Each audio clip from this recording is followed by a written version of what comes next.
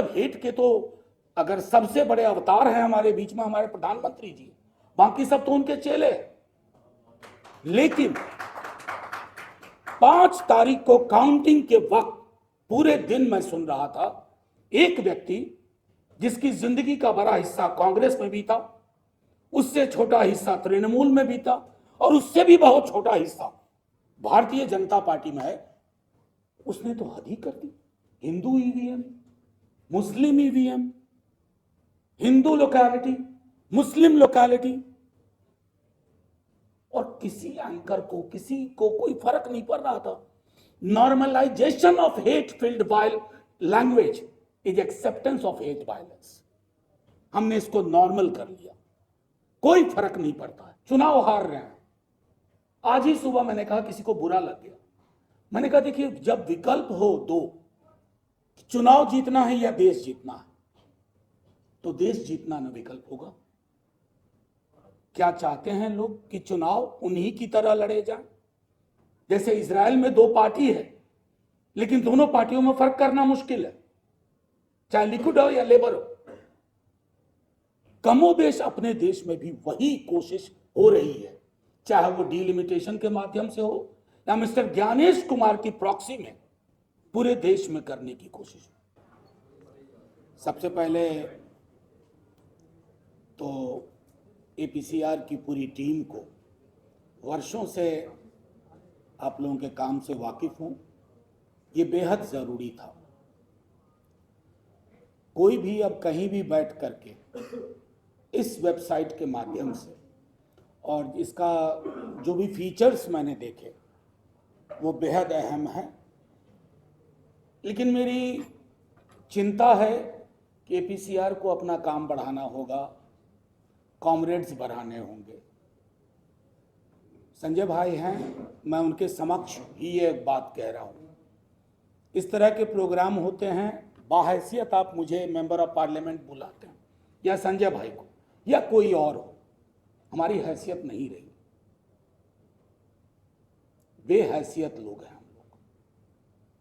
जिस पार्लियामेंट से कुर्बान साहब कह रहे थे 6 महीने से पेंडिंग है, लॉटरी में ही नहीं आ रहा है हेट क्राइम का बिल, और मेरा लॉटरियों पर से तो विश्वास पहले भी नहीं था, अब और भी उठ गया। बहरहाल मैं 2-3 मोटी मोटी चीजें कह करके मैंने क्यों कहा कि as a member of parliament, Harsh हो, अपूर्वा जी हो, नदीम साहब हो, मैं one of the best lawyers की संगत में अभी बैठा हुआ था। इसमें तो एक कॉलम ऑफ जुडिशियरी का भी होना चाहिए। एपीसीआर में जब हेट ट्रैकर की बात करें, हाउ जुडिशियरी बिकम्स इंस्ट्रूमेंट। अब जिस चीज का आप हवाला दे रहे थे कुर्बान साहब, मैंने उसके बारे में लिखा, लेकिन करेंगे क्या? लिख रहे हैं, बोल रहे हैं, किसको फर्क पड़ रहा है? चुनाव हार रहे हैं।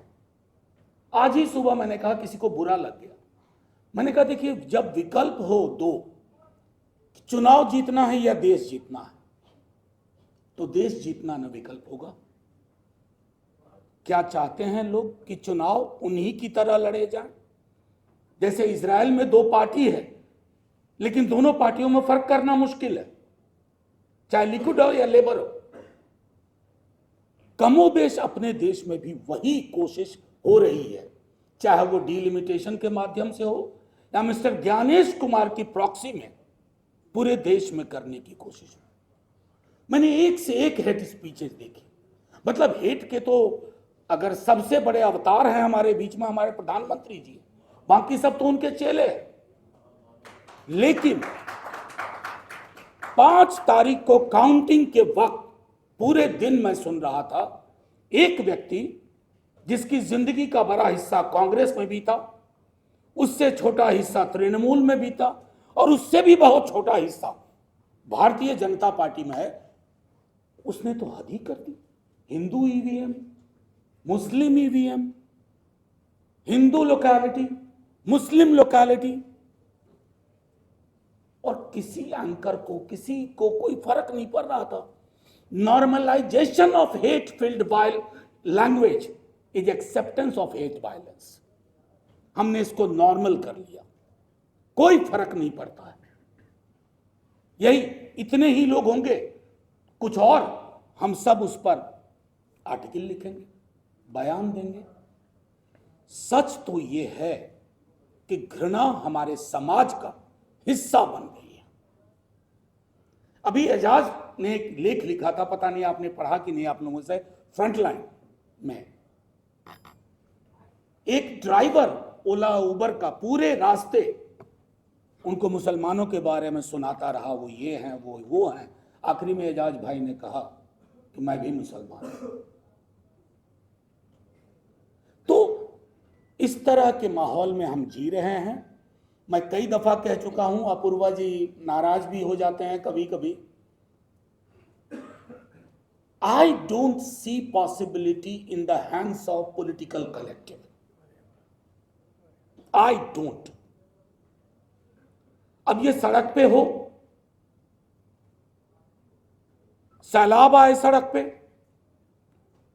और सड़क के आदेश पर विपक्षी पार्टियां चुनाव लड़ने से इनकार कर दें, हम चुनाव ही नहीं लड़ेंगे, तो शायद कोई संभावना है। अन्यथा इस वेबसाइट की कैपेसिटी बढ़ाती रहनी होगी। जय हिंद।